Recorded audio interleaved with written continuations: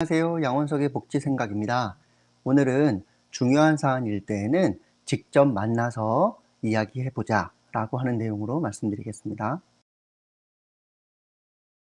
의사소통에는 여러 매체들이 있습니다. 그 매체들은 역사에 따라서 생겨난 시기가 다른데요. 예를 들어 볼게요.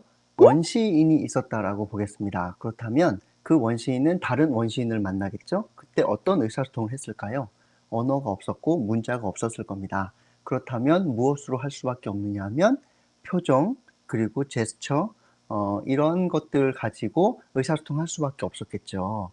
우리가 보통 말이 안 통하는 외국인을 만났었을 때 보통 바디랭귀지를 하지 않습니까? 그런데 신기하게도 바디랭귀지만 해도 의사소통이 됩니다. 이건 왜 그러냐 하면 사람들이 가지고 있는 얼굴 표정, 그리고 제스처, 그리고 음의 높낮이 이런 것들을 가지고도 어느 정도 의사소통이 이루어지기 때문입니다. 그러면 첫 번째 어떤 의사소통 매체가 있느냐 하면 바디랭귀지라고 하는 보통 메타 커뮤니케이션이라고 하는 것이 있고요. 그런데 그러다가 무엇이 사람들 안에 만들어지기 시작했느냐 하면 언어겠죠. 그래서 말로 의사소통하는 것이 만들어졌고 그 다음번에 뭐가 만들어지느냐 하면 문자가 만들어집니다. 즉 글이 만들어지는 거죠. 그래서 지금 요즘 대부분 사용하고 있는 의사소통 매체들을 보면은요. SNS 즉 문자를 사용하는 것, 전화, 그래서 음성, 언어로 대화하는 것 이런 것들이 많이 있는 겁니다. 그런데 이 세 가지 의사소통은 서로 같은 중요도를 갖는 건 아닙니다. 이 중에서 가장 중요도, 전달력이 떨어지는 건 어떤 거냐 하면은요. 문자입니다.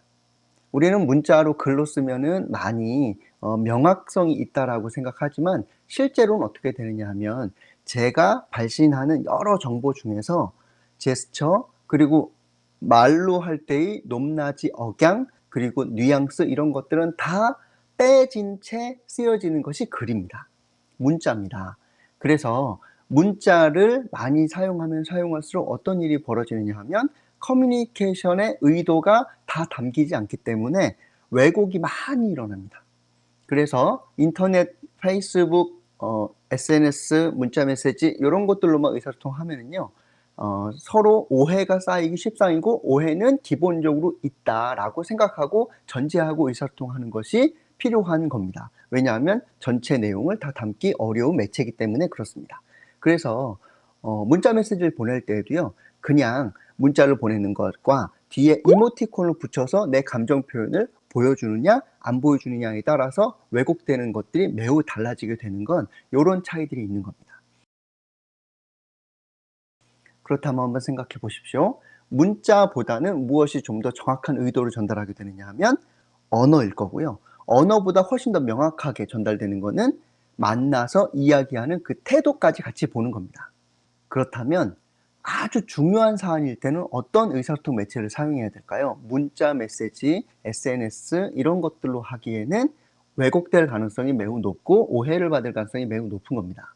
그래서 우리가 보통 문자 메시지로 이야기하다가 오해가 생기면은 전화 통화를 하고 전화 통화를 하다가 그래도 오해가 잘 안 풀리면 어떻게 하느냐? 결국 직접 만나서 이야기 나누는 거죠. 왜냐하면 전체 매체들을 활용할 수 있으니까요. 이런 결론으로 본다면 선생님들이 사회사업하는 데 있어서 매우 중요한 분을 만나야 되고 또 중요한 사안을 다루어야 된다. 그러면 어떻게 해야 되겠습니까?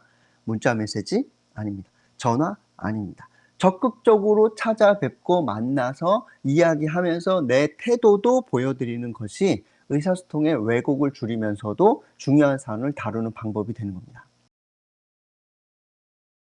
그래서요, 중요한 사안을 다룰 때는 어떻게 하시면 좋겠습니까? 직접 찾아뵙고 이야기 나누는 방식으로 하시는 것이 왜곡을 줄이는 방법, 오해를 줄이는 방법일 겁니다. 그렇게 발바닥으로 다니면서 사람들과 중요한 사안들은 논의하시는 방식으로 풀어나가시면 어떨까 싶습니다. 예, 양원석의 복지생각이었습니다. 고맙습니다.